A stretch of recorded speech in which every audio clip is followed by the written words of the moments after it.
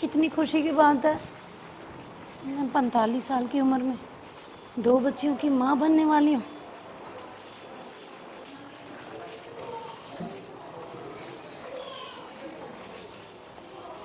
दो बेटियाँ होंगी मेरी। पर मैं इन बच्चियों की सेफ्टी कैसे करूँगी? अम्मा। मम्मी। अम्मा, दीदी, पिछले जन्म में तो मेरे मम्मी पापा ने मुझे जन्म देने से पहले ही मार दिया था, पर मैं जीना चाहती थी, इस दुनिया को देखना चाहती थी।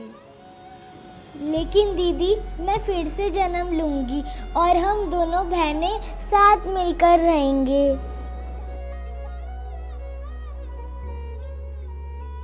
नहीं नहीं, पर मैं नहीं जन्म लेना चाहती। क्यों दीदी, आप ऐसा क्यों बोल रहे हो? मेरा भी पिछला जन्म था। जब मेरा जन्म हुआ तो मेरी दादी और पापा के चेहरे ही लटक गए कि घर में बेटी हुई है।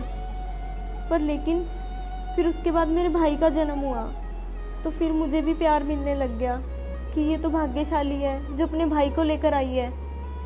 और फिर मैं 7 साल की थी, घर में बुआ की शादी थी और मेरे चाचा ने मुझे एक कमरे में बंद कर दिया। और उस समय चाचा ने हवानियत की सारी हदें पार कर दी। मैं चीख रही थी, चिल्ला रही थी, पर मेरा मुंह बंद कर दिया कि कोई मेरा चीखना चिल्लाना सुन ना सके। और फिर मुझे धमकी भी दी कि अगर ये सब बातें तुमने किसी को बताई तो मैं तुम्हें जान से मार दूंगा। और अगले दिन बुआ की शादी हो गई। बुआ शादी करके विदा हो गई। घर से सारे के सारे रिश्तेदार चले गए। फिर मैंने हिम्मत जुटाकर अपनी मम्मी को ये सब कुछ बताया। और मम्मी ये सब कुछ सुनकर बहुत ज़्यादा हैरान हो गई। रिश्तों का ऐसा भाव है सच सुनकर वो परेशान हो गई। और फिर मम्मी ने दादी और पापा को बताया। वो सब तो मम्मी को मारने लग गए कि तुम घर से अलग होना चाहती हो, इसलिए मेरे भाई के ऊपर झूठा इल्ज़ाम लगा रही हो। और बोल दिया कि अगर ऐसा ही है तो तुम अपनी बेटियों को लेकर इस घर से निकल जाओ। पर मेरी माँ बहुत कमज़ोर थी, वो ऐसा नहीं कर पाई। और 1 साल बीत गया। फिर एक दिन मेरे चाचा मुझे स्कूल से लेने आ गए। मैंने बहुत मना किया कि नहीं, मैं अपने आप चली जाऊंगी, पर नहीं, वो मुझे ज़बरदस्ती उठा के ले गए कि घर पे कोई नहीं है, मैं ही तुझे लेके जाऊंगा।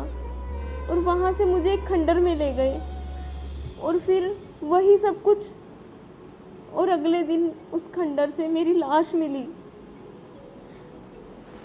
तो मेरी बहन, तू ही बता, क्या ऐसे समाज में तू जन्म लेना चाहेगी? नहीं दीदी, मुझे भी नहीं जन्म लेना। मैं तो भगवान से यही दुआ करूंगी कि हमारी माँ हमारी आवाज़ सुन ले और हमारी माँ अबॉर्शन करवा दे, हमें कोख में ही मार दे। माँ हमें मार डालो, हमें नहीं जन्म लेना। माँ, हमारी आवाज़ सुनो।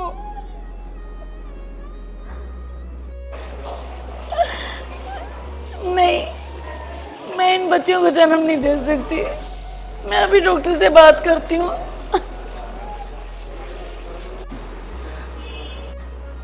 नहीं डॉक्टर साहब, मैंने बहुत सोच विचार कर लिया। मैं इन बच्चियों को जन्म नहीं दे सकती। क्या हो गया, इतने घबराए हुए क्यों? नहीं, मुझे बहुत ज़्यादा डर लग रहा है। मैं इन लड़कियों की सेफ्टी नहीं कर पाऊंगी। ऐसे ना घबराओ, आजकल लड़कियां तो बहुत कुछ कर रही हैं, डॉक्टर बन रही हैं, इंजीनियर बन रही हैं, आईएएस ऑफिसर बन रही हैं, स्पोर्ट्स में जा रही हैं। घबराना किस लिए? नहीं डॉक्टर साहब, मैं वो कलकत्ता रेप केस की वजह से भी डर गई हूँ। और मुझे अपनी बच्चियों की आवाज़ सुनाई दी। वो कह रही थी कि मुझे इस समाज के अंदर जन्म ही नहीं लेना। ना गलत क्यों सोच रहे हो तुम? लड़कियों ने क्या बिगाड़ा किसी का? अगर किसी ने गलती की है तो ज़्यादातर लड़के कर रहे हैं, क्यों घबरा रहे हो? अगर लड़का होता तो ज़्यादा घबराते फिर आप, अगर अपराधों से ही डरना है तो। सही कह रहे हो डॉक्टर साहब आप। जन्म तो जो लड़के को देते हैं वो माँ बाप को डरना चाहिए, और हमारे समाज में तो वैसे ही लड़कियों की संख्या इतनी कम है।